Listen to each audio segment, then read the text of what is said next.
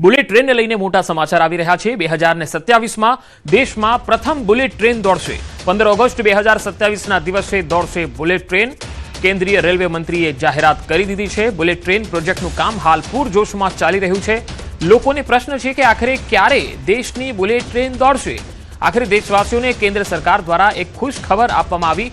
કેન્દ્રીય રેલવે મંત્રી અશ્વિની વૈષ્ણવે જાહેરાત કરી છે કે 15 ઓગસ્ટ 2027ના રોજ પ્રથમ બુલેટ ટ્રેન દોડશે, જેનો રૂટ સુરતથી બિલીમોરા હશે।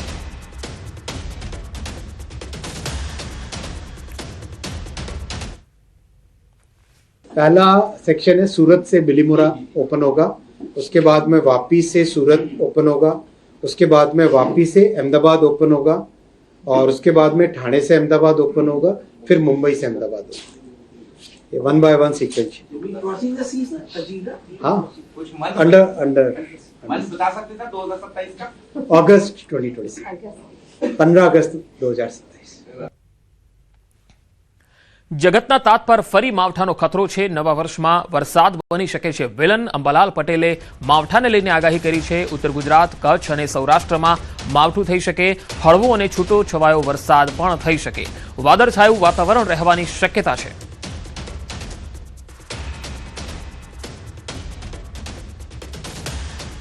આજે નવા વર્ષની શરૂઆતમાં આજના દિવસે કોઈ ભાગમાં હળવો વરસાદ કે છાંટા થવાની શક્યતા રહેશે।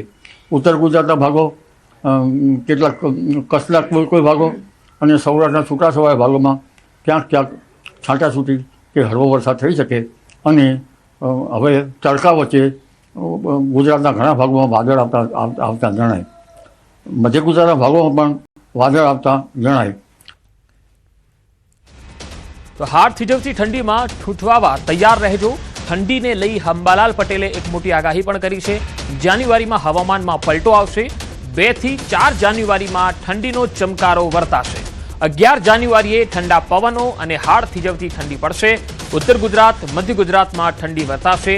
નલિયામાં તાપમાન 10 ડિગ્રીથી નીચું જશે।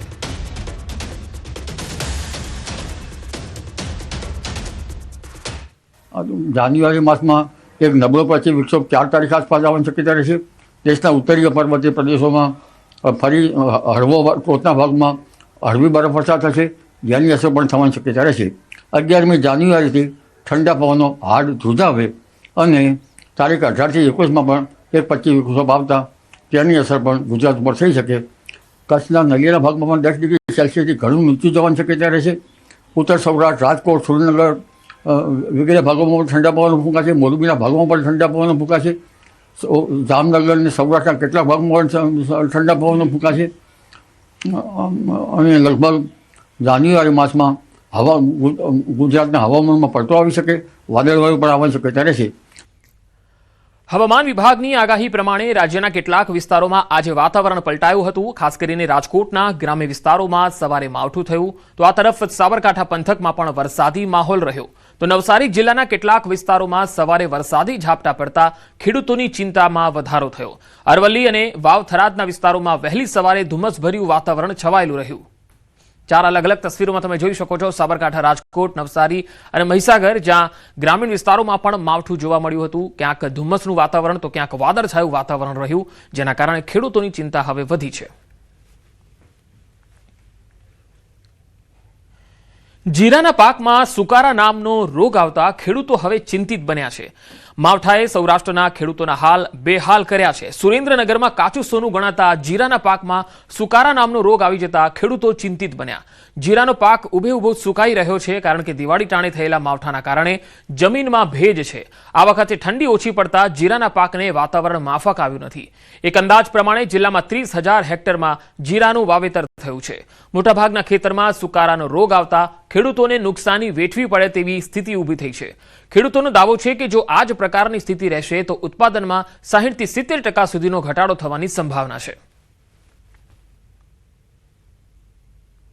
7 વીઘાનું જીરું વાવ્યું છે મેં, 7 વીઘાનું, અને 32 થી 33 હજારનું ખર્ચ કરી ચૂક્યો છું। ભારેમાલી દવા છાંટી છે, આ સુકારા નામનો રોગ આવ્યો છે, રોકાતો નથી। તો સરકારને કોઈ પણ રીતે ખેડૂતના હિતમાં કોઈ પણ ધ્યાન દેવું પડે એવી મારી નમ્ર વિનંતી છે।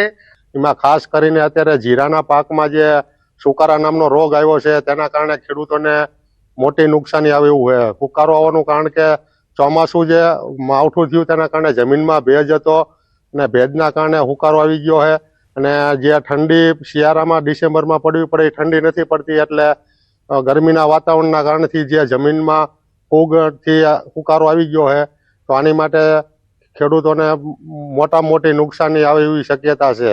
સુરેન્દ્રનગર જિલ્લામાં ચાલુ વર્ષે ખેડૂતો દ્વારા અંદાજે 30,000 હેક્ટર કરતા વધુ જમીનમાં જીરાનું વાવેતર કરવામાં આવ્યું હતું, પરંતુ છેલ્લે જે કમોસમી વરસાદ થયો હતો એ કમોસમી વરસાદનો ભેજ હજુ પણ જમીનમાં હોવાના કારણે તેમજ તાજેતરમાં જે ઠંડીનું પ્રમાણ છે એ સતત ઘટી રહ્યું છે ને ક્યાંક ને ક્યાંક ગરમીનું પ્રમાણ છે વધી રહ્યું છે, જેના કારણે ખાસ કરીને સુકારા નામનો રોગ આવતા હાલ જે જીરું છે, જીરુનો પાક છે એમાં મોટા પ્રમાણમાં નુકસાન પહોંચી રહ્યું છે.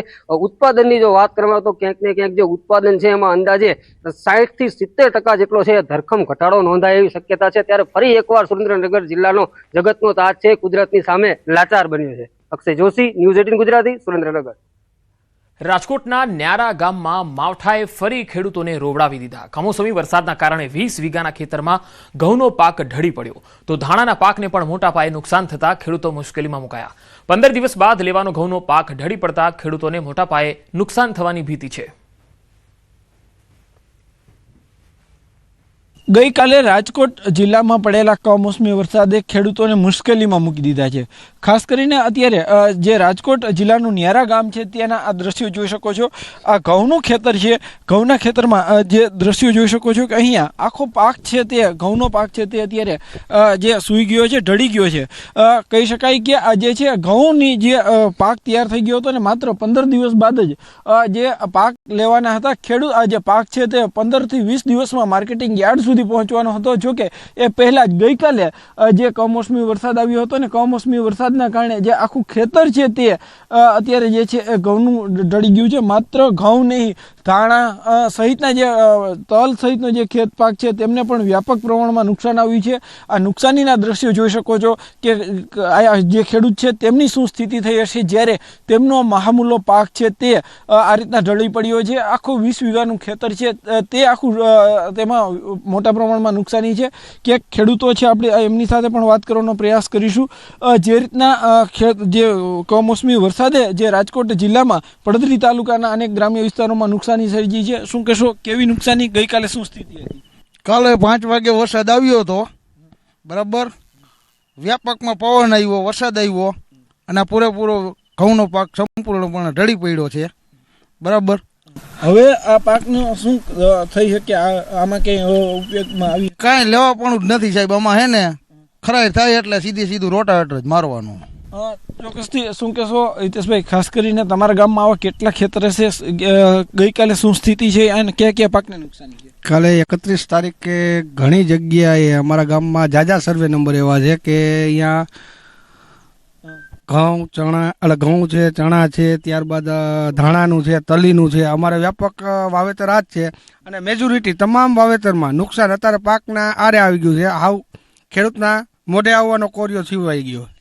જે તકલીફ છે ખેડૂતોની, શું પીડા છે તે ખેડૂત જ જાણે. કેમ કે જે 2 થી 3 મહિના સુધી રાત ન જોયું હોય, દિવસ ન જોયું હોય, તનતોડ મહેનત કરીને જે પાકનું ઉત્પાદન લીધું હોય તે પાક જે છે એ માત્ર એક વરસાદી ઝાપટામાં, એક વરસાદી માહોલમાં જ્યારે નષ્ટ થતો હોય છે ત્યારે ખેડૂતોની પણ જે છે એ ચિંતામાં મુકાઈ જતા હોય છે.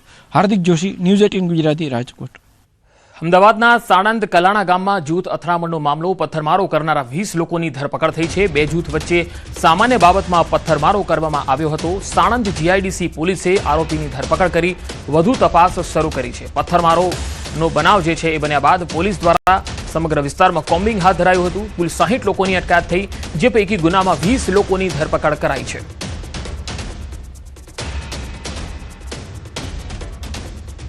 સાણંદના કલાણા ગામમાં જે જૂથ અથડામણ થઈ હતી આ મામલામાં પથ્થરમારો કરનારા 20 લોકોની ધરપકડ કરવામાં આવી છે. કુલ 60 લોકોની અટકાયત કરવામાં આવી હતી. આ ઘટના બાદ પોલીસે સમગ્ર વિસ્તારમાં કોમ્બિંગ પણ હાથ ધર્યું હતું. વધુ માહિતી મેળવીએ સંવાદદાતા ઋત્વિજ સોની જોડાયા છે. ઋત્વિજ, હાલ કલાણા ગામમાં શાંતિ છે કે હજુ પણ ક્યાંક કાંકરીચાળો થઈ રહ્યો છે? વાત કરીએ હાલમાં સમગ્ર પરિસ્થિતિ ઉપર પોલીસે કાબુ મેળવી લીધો છે અને સમગ્ર ગામની વાત કરીએ શાંતિપૂર્ણ વાતાવરણ જોવા મળી રહ્યું છે.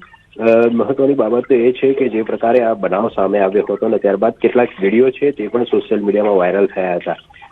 પોલીસે આ વિડીયોના આધારે આરોપીઓની ઓળખ કરી હતી, કોમ્બિંગ હાથ ધર્યું હતું આરોપીઓ છે તે આસપાસના ખેતરોની અંદર છુપાઈ ગયા હતા, એટલે પોલીસ દ્વારા ડ્રોનની પણ મદદ લેવામાં આવી હતી અને આ રીતે જે તે સમયે કુલ 60 જેટલા શંકાસ્પદ ઇસમોને અટકાયત કરવામાં આવી હતી અને તેમાંથી જે વિડીયોના આધારે આરોપીઓની ઓળખ થતા 20 આરોપીઓની પોલીસે ધરપકડ કરી છે, જ્યારે અન્ય જે આરોપીઓ હતા તેઓની વિરુદ્ધમાં પોલીસ દ્વારા જે અટકાયતી પગલાં સહિતની કામગીરી છે તે કરવામાં આવી છે. જી ઋત્વિજ, આભાર માહિતી આપવા માટે.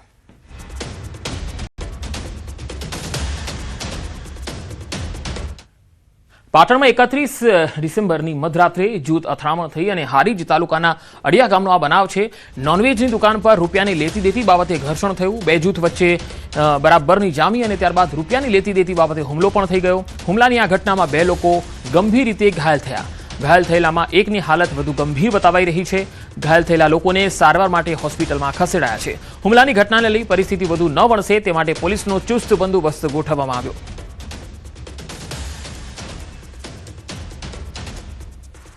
ફરિયાદીની ફરિયાદના અંતે ટોટલ 7 નામજોગ આરોપી વિરુદ્ધ ફરિયાદ નોંધવામાં આવી છે. આ ઉપરાંત ફરિયાદમાં જે રીતે જણાવ્યું છે એ રીતે જે ટોળાના ઇસમો હતા તે અજાણ્યા ઇસમો વિરુદ્ધ ફરિયાદ નોંધવામાં આવી છે. હાલ પોલીસના બંદોબસ્ત હેઠળ આ સિચ્યુએશન કંટ્રોલમાં છે. ફરિયાદીની ફરિયાદના અંતે ટોટલ 7 નામજોગ આરોપી વિરુદ્ધ ફરિયાદ નોંધવામાં આવી છે. આ ઉપરાંત ફરિયાદમાં જે રીતે જણાવ્યું છે એ રીતે જે ટોળાના ઇસમો હતા તે અજાણ્યા ઇસમો વિરુદ્ધ ફરિયાદ નોંધવામાં આવી છે. હાલ પોલીસના બંદોબસ્ત